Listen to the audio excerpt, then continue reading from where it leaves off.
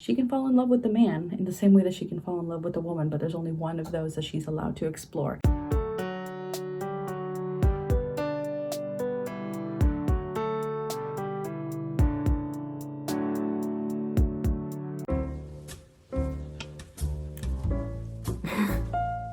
Good morning. It is currently 5:23 a.m. on the 10th. The little pup is equally tired. My husband's getting up to work, and it is pretty early for me. It's dark outside. And today I am streaming with the Troublemakers. This is us. I look ridiculous, but yeah, it's the Troublemakers productivity channel. For those of you who don't know who that is, there's the I was about to say throuple. It's a quartet. I'm gonna be streaming with Grape Fry, which I'm super excited about. Tanisha. I was told we'd be starting at 9, but according to this, we're going to be starting at 6:30. Oh no! Hold on. Not me having a whole little thing of introducing our guest host, who's totally me. Aww. I'm very excited to be part of it this morning, even though I have to say, my God, being in Pacific Standard Time is usually like the greatest thing, but it's also like very tiring. That's the tea kettle. I will catch you on the other side.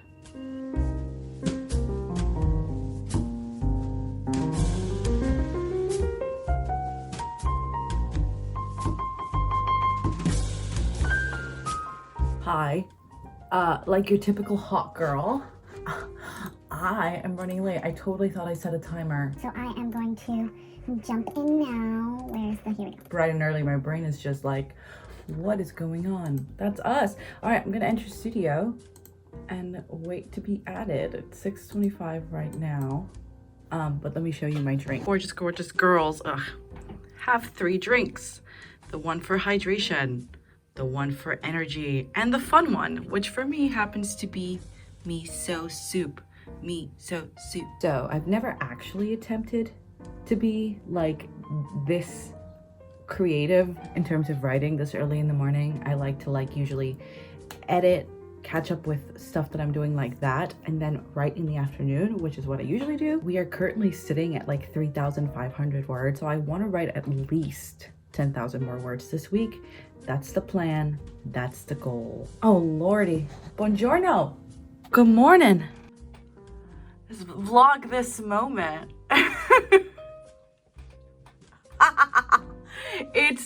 It's known as the ghost, really. I am Megan Alvarez, your helpful, insightful business consultant, here to guide you through the plight that is fighting for your business life.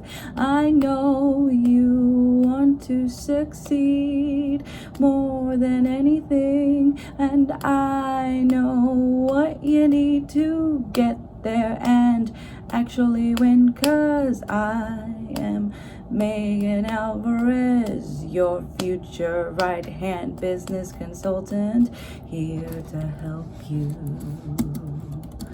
win.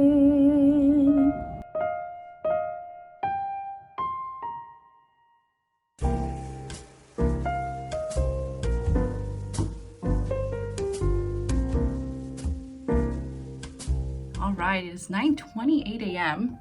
Stream with the Troublemakers just finished. There we are. We streamed for almost 3 hours, which was really, really cool. And yeah, I had a total blast. It's like my first interaction really with like authortube here. I really have said I'm definitely on the outskirts of it, but people seem really excited about my show and the musical, and people want to see what I have to say and talk about. So it makes me more excited to do my Musicals with Maiga series, and it makes me more excited to just share the process as I've wanted to. I've never attempted to write this early. Part of me definitely wants to do an experiment, because I've never like woken up at like 5:50 to get to write, as I talked about. But I ended up writing so far today like 1,500 words, give or take. And I know that I'm going to be writing the musical more tonight, so I definitely feel like I'm on a roll in terms of scenes. But let me show you what I actually added to the musical during this, because Another song ended up revealing itself to me in the writing process as I've plotted everything. I don't know if it's one I'm going to keep. I'm really thinking of it as kind of like a big tab number about kind of the fake profile, which will be a parallel to the background check with the 3 girls, but this one will be between Nick and kind of the staff at Los Andes, which is the Chilean Argentinian restaurant that Megan will then take Alejandra to do the reveal of like, your coffee shop could never be saved. Now I'm also arguing about the legality of the thing. Is this legal? Part of me is like, does it matter? Big companies do tricks like this to get people to sell, even if it isn't this particular thing. I don't know. I don't know about the legality of it. I'm still trying to explore how morally gray people are, and because these characters are very morally gray, it's like, is this enough for a musical? But let me show you. So a couple things is, I think the musical is going to be set in 2018, which means it's already 4 years old dated wise. I wanted it to set it in like 2020, but then of course then I'd have to like talk about the pandemic, which I don't want to talk about. And 2018 is after the Trump administration, which means I do get to talk about the Trump administration. But then again, some of my songs reference things that happened in 2020, 2021. So like mentioning them in the song kind of sets it in the wrong time frame. So I do have to think that this is like set in the past, 4 years in the past as of now. That means that for the most part, Alejandra graduated from college in 2011. Since 2008 would be 10 years, which is when she did her 30 by 30, which means she would graduate in her late 22, early 20, like 23 years old. I like 2011 because that's the year I graduated from high school. So like I have a very clear memory of what was going on at the time. Then this is all the stuff that Megan is going to present to Alejandra that she has to do. Like, you have a great location, but what are you offering that Starbucks, or in my world, Big Coffee, doesn't have? And like, you have a recognizable image. Why do you do this? So that's kind of what's gonna go into Pigeonholed. I'm thinking that Pigeonholed is actually the wrong title for this, since it's more along the lines of like, Alejandra does want to serve Hispanic drinks, but she doesn't really have the business acumen to actually do that. And that's where Megan's gonna come in and kind of help her do that. So I need to do some more research. So anyway, that's kind of I look like a mess. That's kind of the story of it. I think today I'm gonna focus on writing this scene and hopefully the big revelation of song. Like, this is Alejandra kind of having a crush, so we're gonna have the best friends comment on that.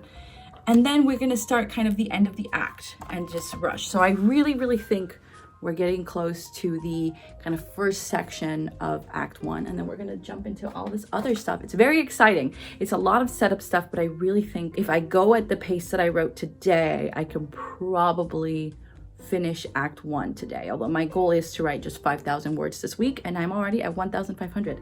So what if I beat that today? I have too much to do otherwise. Anyway, gotta take the little pup out.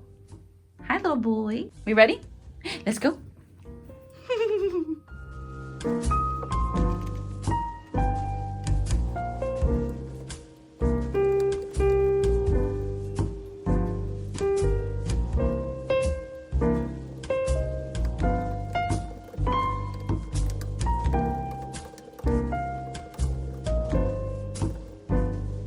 It is currently 5:15 p.m. Stream just ended. We went to raid Pride is Sunday. I hate that it like automatically deletes the stats, but hi. Now, I have to be honest with y'all. I am exhausted. I've been up since 6 in the morning, 5 in the morning. I think today I've sprinted the most I've ever sprinted on like a regular day, even though I did take like a 30-minute sprint off of my stream because I was so tired since I've been up since 5. But let me show you the stats. It's been pretty sick. So today I wrote 4,173 words, which is like 500 more give or take than literally the entirety of last week. And then my last 2 sprints were huge. Like, I wrote so much. Now, I will go into more detail tomorrow because I am exhausted and I made a lot of updates to my plot points, and I discovered some scenes I hadn't originally thought of were going to be in there. Like,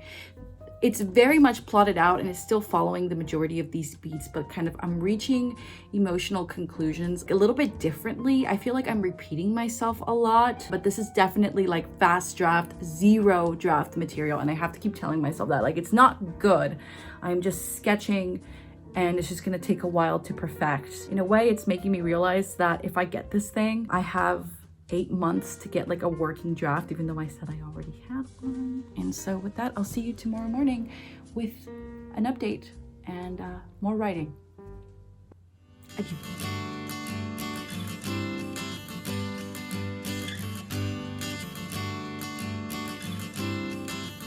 Hi friends, it is currently 1:19 p.m. on the 11th and we are streaming.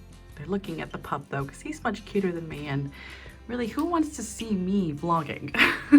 But I figured today, before I actually like jump into it and start writing new material for the musical, I catch you up on everything I did yesterday. I was very tired, as you saw in the, earlier on in the vlog. But again, really need to keep these thoughts here so that I can watch them back and so that you know where I'm going with this. So let's take it from the beginning. I had left off in this section, the talking scene between Megan and Nick, which is now going to be had at Los Andes, and then we're gonna have Megan go into the big number.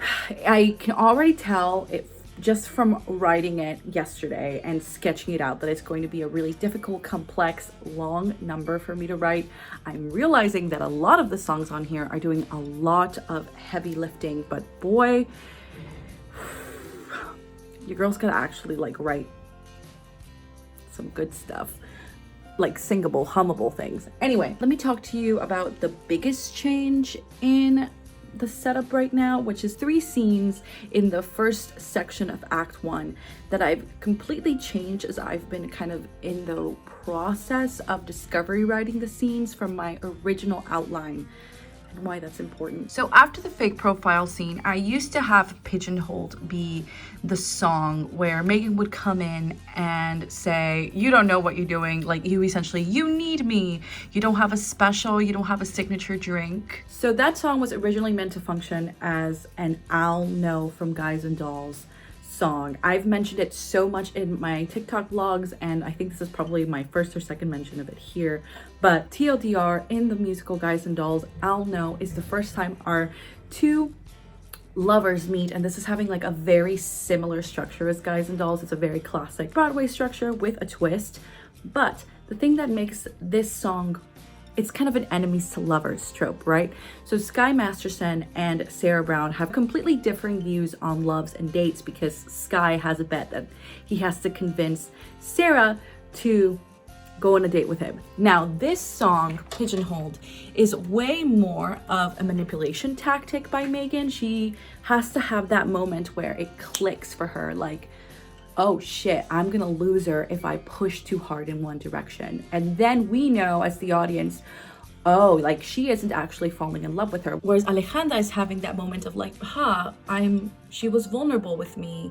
She convinced me and she heard out why I can't just be a Latin American shop, because I feel like I'm gonna fail everyone if I don't like serve everyone in my community. I still need to come up with a compelling argument for that because it doesn't work so far. And It's Just Hot Chocolate is her song of realizing like, I have a crush for this woman and I know that this is all I can have. It's kind of that realization of like what I'm giving up to have her. I realize now, John said months and months ago that that original I'll Know song is not as much a love song in the classical sense, especially how it's usually played out in Guys and Dolls. It's more of a manipulation song by Sky to convince Sarah to like essentially agree to the date with him, and then he backs off, right? Because she's just like slaps him.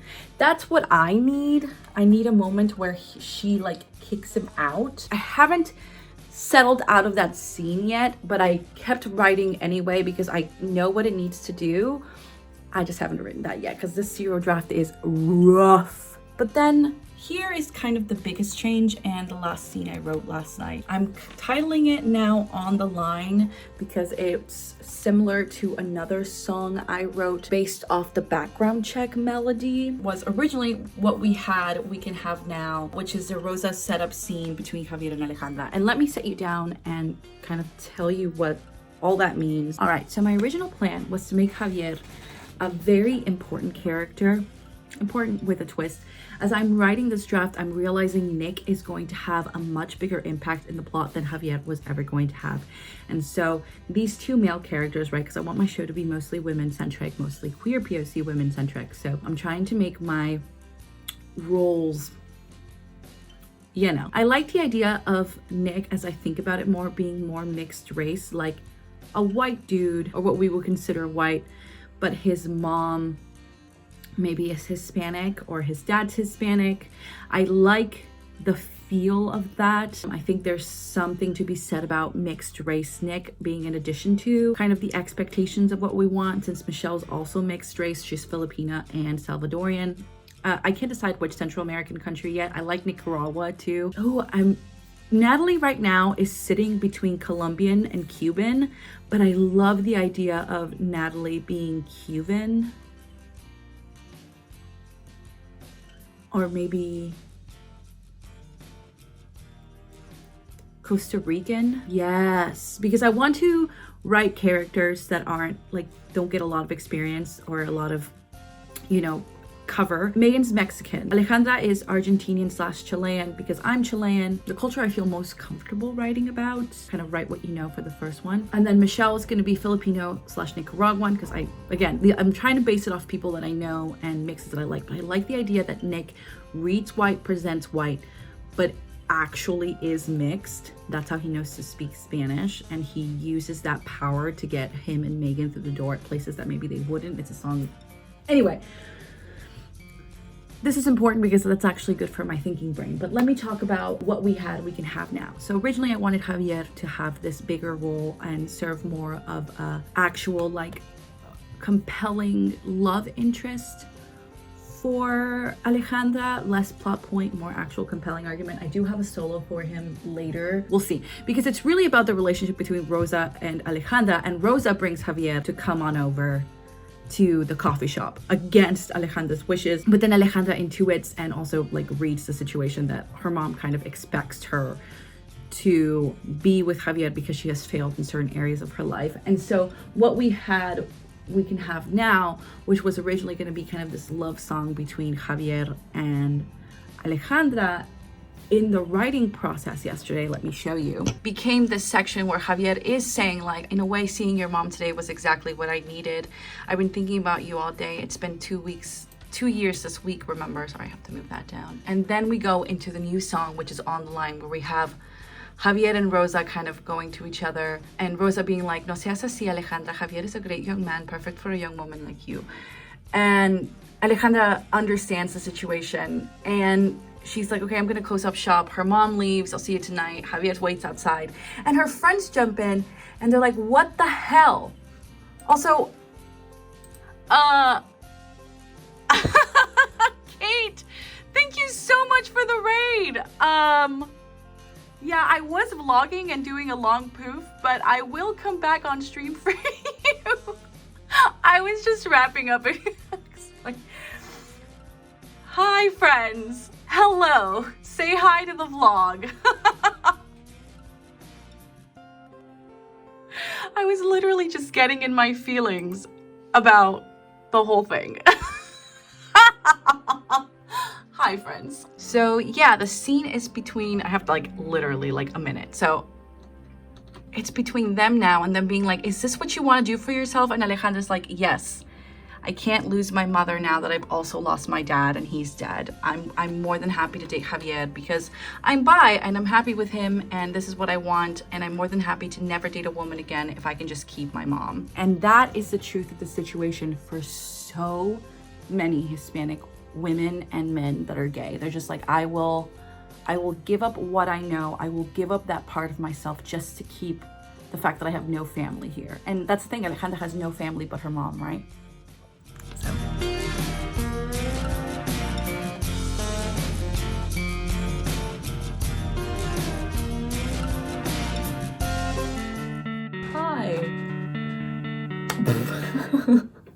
I think the last bit of recorded footage that I have is for, let's see, today is the 15th. So it's technically the beginning of the new vlog, but I haven't closed off the vlog here. So I think the last bit of footage that I have is maybe for Thursday. I don't know. You definitely know more than me. After getting raided by Kate that day, I did end up getting not only like very blessedly a couple more raids and people just coming to hang out, but I did also end up writing a lot. So just some quick things, some notes that I have in my digital planner. First, let's talk about some positives. So I left off on page 36, which was the on the line thing with Javier and Alejandra kind of having the whole breakdown with, will you have dinner with me tonight? So after that, I had said that I didn't actually want to include the what we had, we can have now song. But actually I discovered as I was writing myself out of the on the line song with the gang trying to get Alejandra to be true to herself, I did actually want to include this song because it made a really good segue into the Julio section for Rosa. I wrote all of that out, discovered that I didn't want Javier and Alejandra to have a scene at Los Andes, which is the same restaurant that Megan and Javier were at earlier. It's like a common place there. I do like the idea of that. And just kind of building up this relationship from what it was. And I like this idea of like, I remember when you turned down my ring, we were at the Griffith under the stars. There was no one there but us that Wednesday night. And I really thought that if I were to ask, put myself on the line, you would say yes, even though I knew inside that we weren't ready yet, but I couldn't bear to see you walk away. In a way, it does absolutely feel like a repetition of the previous song, and I'm finding that a lot of what I'm doing in the discovery writing process is like doubly stating things that we already know. The audience already knows about Alejandra and Javier being her ex-boyfriend.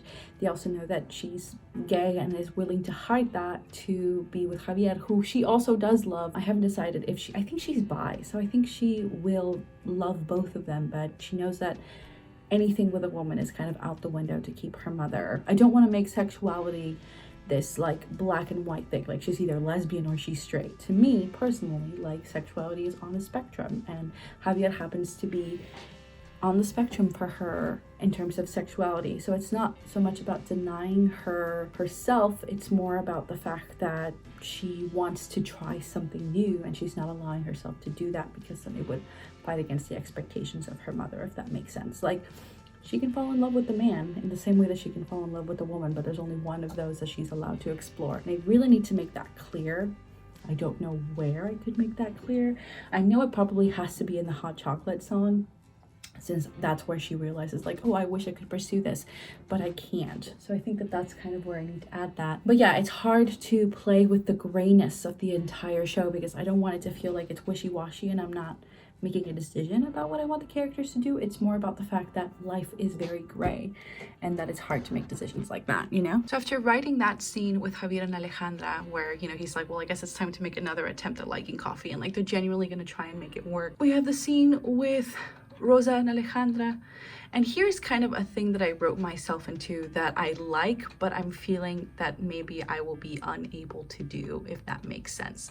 So the entirety of Rosa's thing is that when she's speaking to Alejandra, she speaks to her in Spanish because that is the way they communicate. So it's very much that feeling of like both an internal voice and an external voice. So when I'm with my family, I speak purely in Spanish, but when I'm in a situation where we are in an English speaking outing, my mom will speak English or try to the best of her ability, or I will translate for her.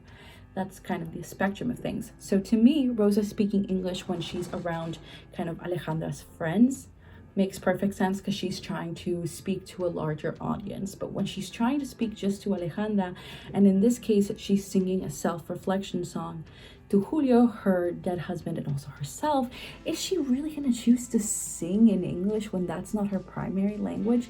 That's what I'm struggling with. So part of me is like, does Rosa get her own song, even though I know emotionally for me, she would sing it in Spanish?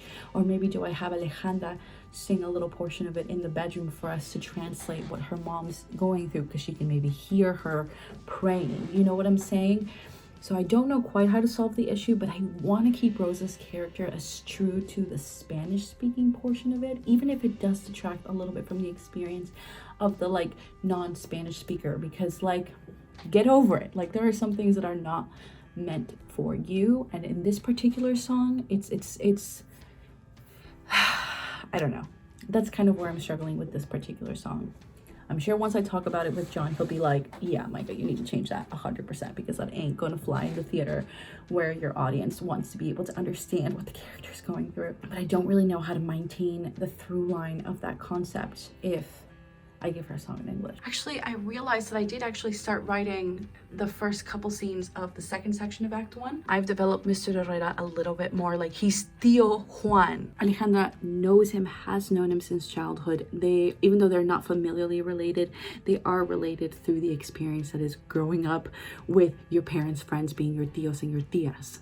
And there is that sense of betrayal between everyone involved, and Mr. Herrera being like, I am a parent too, I need to take care of my kids. You went to college, why do I not get to take the money that would like literally make things happen? And I also love this concept. I don't know if it's gonna stay, but I'm leaving it in for now. I know Rosa doesn't know, but I know how much money it took to make like Café con Leche look nice. And she's like, I told her not to tell anyone, you know, about getting back with Javier. Alejandra, you need to think clearly. Are you willing to lose everything to keep this place open? Are you willing to worry your mom, to hurt your friends, to keep this operation going? I know you haven't paid yourself. And she's like, Tío, just give me a month. He's like, Alejandra, listen, you're not the only one with hopes and dreams. You know, Caro and Elena are starting college soon, and that bonus can help me too. I know your mother wants to go back to Chile and see your father's grave in Argentina. Think of you taking her back home for the first time. The money Mr. Smith offers can do that for you. So it's definitely this whole idea, which I think Encanto helped facilitate for me, where it's like a lot of unspoken duty. Like Alejandra is trying to break away and make things for herself, be kind of an Americanized person, correct? So to me, having her mother try and give her as much leeway as she can, like financially, and letting her kind of burn through everything that she's built. Not like Rosa, but Alejandra, kind of being like, I choose to go into debt if that's what I want to do, right? But then Mr. Herrera being like, okay, but have you thought about the fact that your mother and your father are buried in different countries, and that your mom literally cannot see her husband because of you? Have you ever thought of that? Like, have you ever put yourself in her shoes? And this whole time we are seeing how much Alejandra is giving up to please Rosa, and yet that doesn't read for anyone else, because everyone has different expectations of what giving up something for someone else should be. And of course the money is so good. Are you going to give that up because you're stubborn against an inevitable? Like, everyone's very much like, Café con Leche losing is inevitable. It will lose. Why don't you tap out when there's money still good? Why are you struggling so much? Why not just give in to what is expected of you? And here's Alejandra like fighting that so strongly. So yeah, I mean, it's a lot that I covered that day, but I also was unwilling to vlog during the stream because the chat was very close to getting a full board and I was not going to help them. So I have my machinations, but I do have some fun stats to show you. I broke 10,000 words in my document. I was almost at 11,000 words, which is crazy. Like, this is a lot of dialogue and like lyrics that I'm gonna use. Of course, a lot of dummy lyrics, but like the content, the idea is still there, so it feels super gratifying. But also the sprints, I think I'm getting better at the whole sprinting thing when it comes to writing. Let me show you. So I had my biggest sprint ever, which was the last sprint of the night, where I wrote over 1,000 words. Is crazy. But yeah, I haven't written at all, and it's the 15th, and yeah. I'm gonna close this vlog now with this horrible angle. If you don't know what I'm wearing, this is from my favorite podcast. It's the Big Three, the My Hero Academia podcast. This is Trauma Kids. I got it in 2XL because they didn't have my size, and I'm gonna probably be sleeping in this for forever, so just thought I'd close off the stream for this. But I do want to say the following. I haven't written for the rest of the week. So this week I ended up writing 7,000 words, and there is a reason for that. So I'm going to be hosting a 24-hour stream on Monday the 17th from 9 a.m. to 9 a.m. the next day. So it's gonna be literally 24 hours of me on Twitch. And I'm gonna try and finish the musical in 24 hours. At the very minimum, I'm gonna finish writing Act 1. And then I'm gonna do the little plot thing here that I got going with my little wall, and then finish Act 2. I'm literally going to try and finish the show in 24 hours. I have every beat thought out. I don't have to write the songs or anything, right? Since I'm doing a lot of dummy lyrics and content writing and like what I need to include and stuff.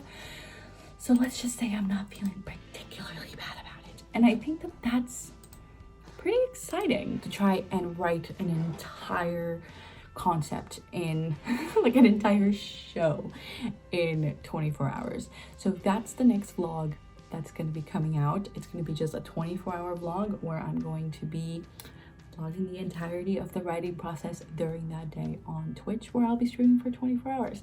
By the time this video goes up, that will be long past. So just as a reminder to check your community tab, to have notifications put on here, and just to mostly follow me on Discord, since that's where I update everyone, because I was originally going to host it on Friday, but I was feeling kind of ill. This was so ranty. And with that, I will see everyone for the 24-hour stream.